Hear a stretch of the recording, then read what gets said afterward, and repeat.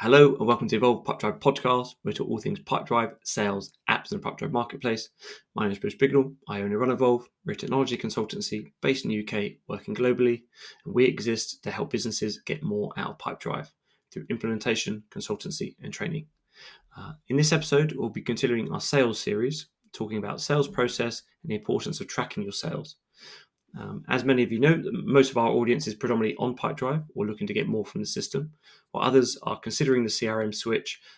Either way, I think you're going to get a lot of value from this conversation, whether you're, if you care about your prospect's experience during your qualification, scoping and pitching stages. Today, I have the great pleasure to be joined by Candice D'Angelo, the owner of Candice Consults and the Selling Lab. They're helping sales teams and business owners supercharge their sales skills. I'm very much looking forward to this conversation for a couple of reasons. One, because Candice is a serial entrepreneur, a leader in her field, and a sales expert for ambitious women. I was looking on your Instagram and you had a testimonials account where it said one of your students signed a client just 38 minutes after training. That's pretty good cashback. After setting up the Selling Lab, and it was recognized as one of the fastest growing sales coaching businesses in 2018, where she's helped hundreds of business owners level up their skills, Candice decided to venture into a world of PR by founding her public relations agency, the Agency East. So, without further ado, Candice, welcome. Please introduce yourself and give a little bit of a backstory on how you came to be where you are now. Hi, thank you so much for having me, Bruce. What an amazing introduction. I feel like we can just end it here. That was so amazing. I'm Candice D'Angelo. I'm so honored to be here. Honestly, Pipedrive is one of the highest tip of the spear CRMs that I'm aware of. And this is truly an honor. I started in the headhunting industry, to be honest, and I learned a lot about people and connecting with people.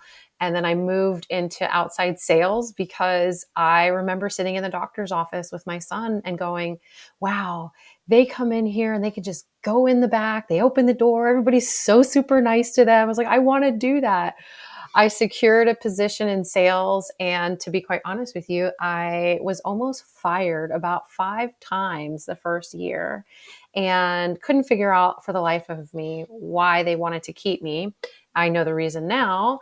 It's cheaper to keep her, but I changed that around and I just woke up one day and I decided that I wanted to be a superstar in sales. And it changed dramatically. I won multiple awards with my sales company. I was recognized as Rep of the Year multiple times. And then my biggest cherry on top is I built a multi-million-dollar book of business based off referrals only. So it was definitely a great ride, but I decided to take my skills to the online space and work with women, predominantly women in sales, but also business owners. Because if you don't have sales, you do not have a business. Sales is the lifeline and the bloodline of your business. That's awesome. So I didn't know about the nearly getting fired 5 times and then the mindset shifts. I knew about the mindset shift looking to become a superstar. But I wrote down there snap. I wrote down snap. What was that? Yeah. And who did you look up to at that moment? Or was it just looking in the mirror? Who was there someone that did believe in you? How did that turn about? It's a very funny story. Here in the United States, we have a TV show called $1 Million Listing, and it's based out of Los Angeles. And it was a group of men and one woman, and the way that she fought her way to be recognized as a leader, just as well as the men, because real estate can be a male-dominated industry. It isn't as much anymore.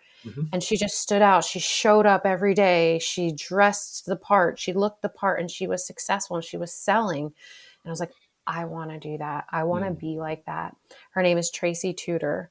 And I woke up the next day and I was like, I stopped being afraid. I stopped being timid and assuming that my accounts would contact me if they needed me. But it needed to be the other way around. I needed to let them know why they needed me. And did you know Tracy, or was this No. on TV and it just kind of something at that moment inspired you? Yeah, I did not know Tracy. I she was so inspirational. And in most of my podcasts, I mention her because it was the turning point of my sales career as a female entrepreneur in a male dominated industry. And have you reached out? No. Does she know who you are? We can No. make this happen. We can make this happen. No, she doesn't. It would definitely be a dream come true because she's inspired me, Yeah. unknowingly inspired me to go after what it is that I want. Yeah, that's amazing. And obviously there's so many flavors to that. Because obviously you then had to go into, it's not just about being a superstar salesperson. There are different frameworks and kind of processes that you have to then go through as that individual rep. Yeah.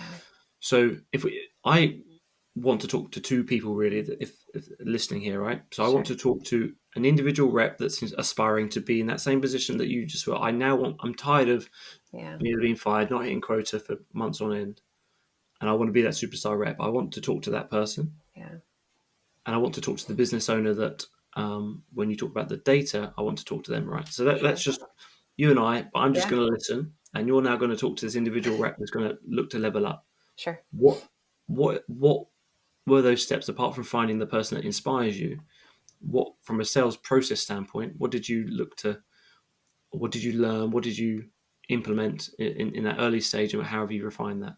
Absolutely. So it starts with yourself and feeling really good about stepping out of the door and getting into the vehicle and then driving to where you want to do business and make the deal. So first and foremost, it's all about how you feel about yourself. Are you ready for the day? Are you ready to walk through that door? Because as a sales rep, it's the first 5 seconds that somebody sees you is the impression that they're going to get from you. So are you looking sloppy? Are you dragging around? The energy is felt within the room. So you really have to be ready to perform. It is a performance. So that's the first thing. The second thing is preparations. My success I can attribute to preparation. So I knew where I was going every day. I knew the tasks that needed to be done for me to move the needle in the business. So whether it was getting a document signed, whether it was collecting a referral, I knew my route based on the things that I needed to accomplish that day. So I was prepared. So that's the second part. And the third part is not taking it personally. So if, the answer is no, it's not a rejection on who you are. It's no, not today. Try again tomorrow. And it's also that's a really nice point about not taking it personally, right? There was something I heard probably 10 years ago now, right? The difference between a good salesperson and a bad salesperson is a bad salesperson gets told no 9 times out of 10. A good salesperson gets told no 7 times out of 10. You're still getting told no more often than not, but you're not spending time on the no's. Understood, affirmative, next, and but there is a lot of no. You have to kind of not take it personally, which is your point there. I'd love to add something to that. Being told no is an actual learning experience. So if you can take that back to the lab, which is why we call it the selling lab. For me at that time, it was my car. So I would get told no and I'd go back into my car and I go, okay, what could I have done differently? What parts of those conversations could I have taken and paused and asked another question? So it was a lot of learning moments for myself that I took back to the lab, which was my car. And I tried again. So the next time I was like, you need to stay there longer, slow down your talk. And so when I went back, that was my objective. It wasn't get a deal. My objective was just slow down and have more conversation. So the next time I went in, I slowed down. I checked my watch. I was like, you're not leaving here before this time. Yeah. So it made me slow down, and it got me to a point where I was learning about the people. I was connecting with the people who were going to trust me with their business. And that's really where all of this has come from, is teaching people the fundamentals of what you and I are discussing right now. That's so good. That's so good. I think talking about the lab, and would you do that straight after every interaction? Because I know some in terms of kind of bucketing time, right? So if it's Yeah. back-to-back calls, sometimes you can't. But it's a case of doing it daily and or weekly, Yeah. making sure that you have that. It's a Habit. habit, yeah. Yeah. You're setting up good habits for yourself. So if you're not having the success, this is general, but No, if for you're sure. not having the success that you want, it starts with the habits that you're creating for yourself. So maybe you don't have to go back to the lab every time forever, but maybe you have to go back to the lab for a couple weeks and be dedicated to setting up good habits. That way, when you're setting up those habits and you're having that dialogue with yourself, you're just getting better. You're just increasing your skill set with those good habits. And how's that changed? What are you seeing now as a coach of kind of reps now? Again, I've always seen there's four or five different individual things that you've got control of, right? So Yeah. you're emailing out, you're calling out, you're meeting them in person, you're doing the video, you're doing the audio note. These are all touch points, right? Or sending Mm-hmm. the note to them. How's that changed? How has that changed? From when you were on the streets going door to door, now when you're teaching people, because I know you're a big advocate of social selling now. So Yeah. how are you seeing these as I just want to go back to that individual rep. So we got that mindset right. Mm-hmm. What can they be doing? Those habit repetitions. What can you be doing daily to make sure you don't miss out on? Absolutely. It's always coming back to the lab. So make sure that you're blocking time at the end of the day before you retreat to home to review your books, review your activity for the day. Did you have a list that you wanted to check off of touch points with certain people? Were you able to accomplish those things? I mean, having that accountability for your day-to-day operations as a rep or a business owner is the thing that's going to move the needle. So when we talk about those setting up those good habits, it's also just reviewing your day. What did you miss? What did you forget to do? Don't be hard on yourself if you forgot to do it. Just take a mental note and slow down. I tell people all the time, slow down. Unless you're saving lives, slow down. Mm. Yeah, and I'm just thinking, obviously from a pipe drive standpoint, the activity as soon as you finish an activity, it says what's your next action here, right? So Mhm.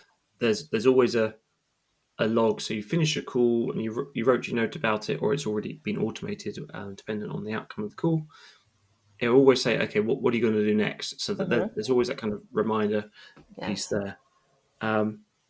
How do you, as a sales coach now, do you get pitched? Are people reaching out to you, cold calling or LinkedIn messages? And how do you feel about that? I don't feel about that. I Yeah. do get pitched quite a bit, but I don't think that I'm an anomaly. I really believe that it's very common to get pitched. The LinkedIn. So just going back to your social selling point that you put a Mm. pin in real quick, we're in a whole new market now with our ability to our accessibility to the internet, right? We can Google anything. We can make a deal in 10 times faster than we used to be able to because of the speed that we can get it there with. So I'm not mad at the cold pitching. I appreciate the hustle. However, I don't like the 6 outreaches with no response. Mm. It lets me know that it's lost as human touch. And I think Mm. it's really important to remember as we can automate things and as we can track things and we can digitize things, what is going to set you apart, regardless of the market that you're in, is your ability to humanize your sales process. Mm. That's so important. I've got a bugbear to kind of come across here, and Okay. it's the LinkedIn automated message directed to the pitch, right? Yeah. Um, that I don't see any value in it, because if everybody's doing it with the mass market kind of blanket emails with Yeah. an ask versus the diagnosing, or just what is it that you do, or whatever else. Yeah. I guess, how else would you tell people not to? Definitely don't do this. And we've just started an outbound cold campaign ourselves, right? Mm-hmm. And I said to the team that were running it, don't you dare send any automated LinkedIn emails or LinkedIn messages. Yes. Because I feel like it's the one bastion where if you're receiving that message, that is me. Yeah. So anyone that's done any work with us will know that I do a lot of video kind of notes. I find it a lot easier than writing an email that just says, hey, thanks for connecting. Is there anything I can help you with, or that you wanted to run by me? That's my note as a video. Yeah. Yeah. You'd be so surprised how many people don't message back, or they wait 2 weeks and then pitch you. And I'm like, well, I'm actually not surprised that you're not getting any good feedback from that. If that's what you just said, I mean, that's what I picked up. But like, there are definite methods. You know, we do cold outreach on the PR side of our business, and I highly recommend a few things for cold outreach. I love your video take. I love that humanization. I think that's incredibly important. 2 different ways for your audience and everybody that's listening right now. Write this down, get your paper and your pen out, because this is it. This is the moment that you've been waiting for. Emails, make sure that you're hyperlinking either a post that resonated with you or something about their business that you read online, or pull something from their website, right? Hyperlink that to your email. Let them know who you are. Keep your email short and just get to the point, okay? Because they get a lot of pitches all day. So if you're doing cold email, hyperlink's the best way to do. Socials, however, are different. Social has a really great aspect to it that you can lead gen really well without cold pitching. And you can do that strategically with polls. And whoever answer your polls, you'll send a voice note or a video note. Hey, thank you so much for answering my poll. I was surprised to hear from you, but I'm so glad. Then go into your pitch, so they're actually inviting themselves to a conversation with you. Yeah. With that that's a really nice kind of tactical thing, again, for the individual rep that we're talking to that's sitting over here. So if we're going to talk to the business owner now, right, who might be a bit anxious about what their reps are doing, they're not quite sure if they're putting enough activity in, or that there's not enough in the pipe, or they don't know how to. That's cool. So if we're going to talk to the business owner now, who's unsure about what their reps are doing, or they just want to use data to make better decisions on, okay, how. So I've completely lost myself. Sorry, Marco. We'll give this one more try. How to improve sales as a whole. What should a manager or business owner be focusing on to help their reps with professional development? This is probably the best way to put it. Yeah. So whenever you say just improve sales, it's not clear enough there's so much to it, right? Yeah. So we're going to talk to the business owner now, and they might be anxious about what their reps are doing. How can they use data or a platform like Pipedrive or any other CRM to look inside and improve their performance on their business?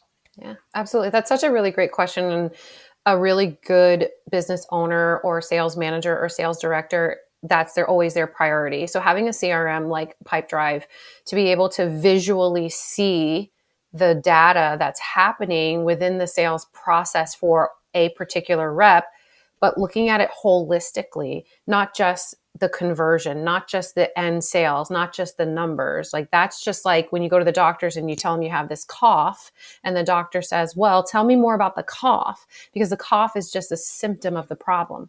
Loss in conversions, low sales is a symptom of the problem, and your problem is somewhere in your sales process. And it could also be in multiple parts of your sales process. So you want to look at everything from a data perspective. how many new leads, how much new business is being spent? How much time are they spending on new business? How much time is being spent on nurturing existing business and creating retention strategies? Like, where is the client lifetime value being expanded? So there needs to be percentages of time spent on different parts of the sales process. Some are going to be a lot more of time being spent. So if they're a fairly new sales rep, they're probably going to need to spend more time generating new business and increasing their pipeline. Whereas a more seasoned sales rep, if they're having a down period or an ebb versus a flow, or a famine versus a feast, well, maybe they need to work on some more new lead gen strategies as well. Maybe they need to put some more new blood in their pipeline. Typically, a seasoned rep is going to spend a little bit more time nurturing existing business and creating retention, right? If they're not seeing those results, then you probably want to look at like new business. We need to put some more business into the pipeline. So having a CRM to be able to show you in either data form or visual form or like whatever form it is, that's the one great benefit about having a CRM, is that you can actually see it. You can, the numbers don't lie. An accountant will tell you that, a sales director will tell you that, a business owner will tell you that the numbers don't lie. That's one of the greatest pieces of a CRM for anybody in a sales position or a selling position, is you can actually see the data. Yeah, and I think when I talk to business owners, it's like looking at what you want the outcome to be, which then allows you to, so what output from the reports do you want to be looking at, which then allows you to design a system to capture the data that you require to then give you the reports that you need, right? So yes, lead in, where are the leads coming from? Was it referral? Was it paid ads? Was it from a partner network, for example? How much time, so then you can not just count the number of deals, but where are they coming from? yeah, And then you can go through your stages. If you've got a well-defined sales stage, where are they dropping off?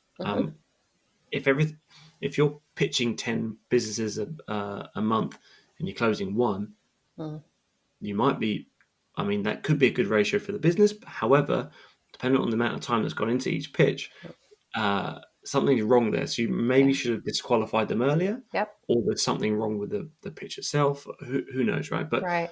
as a business owner, if you've got that data visually or in numbers, some people like them in numbers. I like them quite visual, but it just tells a story better, right? But Yeah. so that for me is starting from a business owner standpoint. If you can't clearly define what you want to have as an output as a report, it's going to be very hard to pull any levers within any system, because you haven't Absolutely. designed a system for that. I think you touched on such an incredible point, which is the qualifying the leads. You know, when you have a sales process within a CRM and you can pull reports, or you can look at the actual visual of the sales cycle, and you're noticing a drop somewhere, and usually in the top of funnel, when there's a drop in the top of funnel, it's usually a qualification issue. That was such a neat point that you brought up, and I think that that is often missed. Mm. Yeah, because you can get too close to the data sometimes, right? And go, it must be this messaging, or it must be we haven't done Right. this. Or if you just zoom out, but okay. So I just want to, as we look to wrap up here, I want to say, what is it that's exciting you about this space at the moment, right? So I don't think we touched upon ChatGPT or all these. We did kind of talk about the kind of automations and things like this, and keeping it human, because Yeah. yeah. So what's exciting you at the moment in this kind of sales space, from a as a coach yourself, as someone that's training, Yeah. because obviously, are you getting, so two questions: what's exciting you in this space, and what questions are you now having to answer that you didn't, and having other, what research you have to do now in this space? I think it's a double-edged sword. So I can answer both questions with one answer. Mm. It's a double-edged sword for me, because I think the accessibility to have a business both offline and online, to be able to have multiple streams of revenue more than ever before, I'm very excited about that. But on the other end of that is a lot more things that we were not trained to do, things that we have to learn on the fly. All of us, even if we have a sales manager or a director or a business owner, we still have to learn how to nurture people digitally. And, Chat GPT, I think, is really great for people who, for so many reasons, but particularly in my field, people who lack copy skills. I think it's really great for that. But at the same time, you lose that human touch. So there's this give and take with automating. I don't think that just because you can automate it doesn't mean you should automate it. Yeah. But I love the fact that we can have this business online, and it could strictly be online if we really wanted to. So I think that the digital space is my answer to both of those. I love it, and at the same time, I'm afraid of it. Yeah, I kind of feel this. It feels like every weekend when I'm talking with friends, we love what's going on, but we're also scared of it as well, right? Not scared, Yeah. but anxious of what it could become. Yeah. But I just want to say thank you, Candice. This has been awesome. Is Thank there anything you. else you would like to cover before we close off today? No, don't be afraid. Just don't be afraid to put yourself out there and seize the moment to learn and use it as a learning experience. Perfect. And what's the best way to stay up to date with the latest work? Absolutely. You can find me at The Selling Lab on Instagram, or you can go to www.thesellinglab.com. Awesome. Well, thank you once again, and thank you for listening to the Evolve Pipedrive Podcast, where we talk all things Pipedrive, sales, apps, and Pipedrive Marketplace. At Evolve, we're a technology consultancy based in the UK, working globally, speaking to specialists in their field, and helping scaling businesses do more with Pipedrive and the wider tech stack. If you found this insightful, please let us know what you think in the comments. Hit like, subscribe, and share with someone that you think will find this useful. We value all of your feedback. Thank you very much.